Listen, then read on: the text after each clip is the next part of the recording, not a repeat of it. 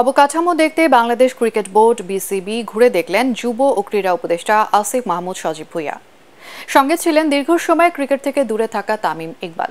কাঠামোগত প্রয়োজনীয় উন্নয়নের জন্য বিসিবিকে তাগাদা দেন উপদেষ্টা।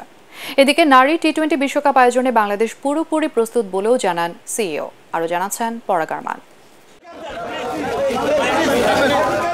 রাজনৈতিক পালাবদলে স্থবির হয়ে থাকা মিরপুরের হোম অব ক্রিকেটে কর্মব্যস্ততা ফিরতে শুরু করেছে।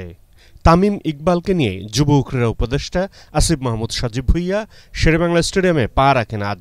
ঘুরে দেখেন বিসিবির প্রেসিডেন্ট বক্স, ড্রেসিং রুম, মাঠ ও প্রেস বক্স। অনুশীলনরত নারী ক্রিকেটারদের সাথে দেখা হয় তার। অবকাঠামোগত বিভিন্ন ব্যাপারে উন্নয়নের জন্য বিসিবিকে তাগিদ দেন ক্রীড়া উপদেষ্টা। নতুন দায়িত্ব পাওয়ার পরে আমি আমাদের ক্রীড়া মন্ত্রণালয়ের অধীনে যেই ফ্যাসিলিটিসগুলো আছে সবগুলোতে একটু ঘুরে দেখছি। আজকে বিকেএসপিতে যাওয়ার কথা ছিল, যেতে পারিনি। ক্রীড়া পরিদপ্তর সহ এখানে বিসিবিতে আসা হয়েছে। অবকাঠামোগত যেই অবস্থা আছে সেটা দেখতে চেয়েছিলাম, সেটা দেখলাম ঘুরে ঘুরে সব জায়গায়। এবং নারী ক্রিকেট দলের সাথে দেখা হলো। তারা সামনে উইমেন টি-20 ওয়ার্ল্ড কাপ খেলতে যাচ্ছে এবং যেই ব্যাপারগুলো এখানে উন্নয়নের প্রয়োজন আছে সে ব্যাপারে একটু নোট নিলাম। আশা করি সামনে এগুলো আমরা ঠিক করে দিতে পারবো।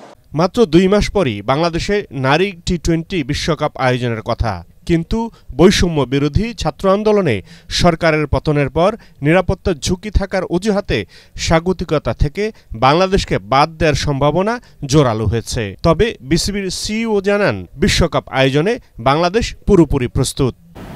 নারী বিশ্বকাপের যে বিষয়টা রয়েছে সেটা আপনারা জানেন যে আমাদের প্রিপারেশনের দিক থেকে আমরা ফুললি কনফিডেন্ট যে সময় আছে, সেই সময়ের মধ্যে আমরা করতে পারবো। তারপরও সার্বিক পরিস্থিতি বিবেচনা করে সরকারও যথেষ্ট প্রোঅ্যাক্টিভ ভাবে সিদ্ধান্ত নিচ্ছেন বা কাজ করছেন। আপনারা জানেন যে এই সরকারের দায়িত্ব গ্রহণের প্রথম দিনই আমাদেরকে ডাকা হয়েছিল যে বিশ্বকাপের সম্পর্কে আলোচনা করার জন্য, এবং পরবর্তীতে বাংলাদেশ সেনাবাহিনী থেকেও আমাদেরকে সর্বাত্মক সহযোগিতার আশ্বাস দেওয়া হয়েছে। এবং এই দুটো বিষয়ে আমরা ইন্টারন্যাশনাল ক্রিকেট কাউন্সিল যারা এর দায়িত্বে আছেন তাদেরকে অবহিত করেছি এবং they are happy with our preparation and everything. আবারও বলছি যে সরকারও যথেষ্ট গুরুত্ব সহকারে নিয়েছেন বলেই কিন্তু তাদের দায়িত্ব গ্রহণের প্রথম দিনই আমাদের সাথে দেখা করেছেন এবং এই বিষয়টা অলরেডি কমিউনিকেট করা হয়েছে। এটা ভিসা নিষেধাজ্ঞা না, ট্রাভেল অ্যাডভাইজারি আছে, যেটা কোনো ক্ষেত্রে সতর্কতা আছে এবং কোনো ক্ষেত্রে আমাদের দেশে ট্রাভেলের ব্যাপারে কিছু রেস্ট্রিকশন রয়েছে। সো এই আলোকেই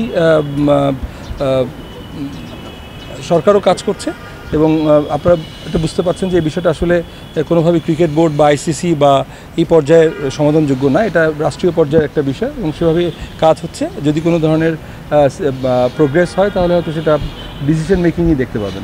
এদিকে বর্ষিয়ান ক্রীড়া সংগঠক ও সাবেক ক্রিকেটার জালাল ইউনুস বিসিবির পরিচালকের পদ থেকে পদত্যাগ করেছেন। তার পদত্যাগের মধ্য দিয়েই বিসিবির পরিচালনা পর্ষদের ভাঙন শুরু হলো। পরাগ আরমান, এটিএন বাংলা, ঢাকা।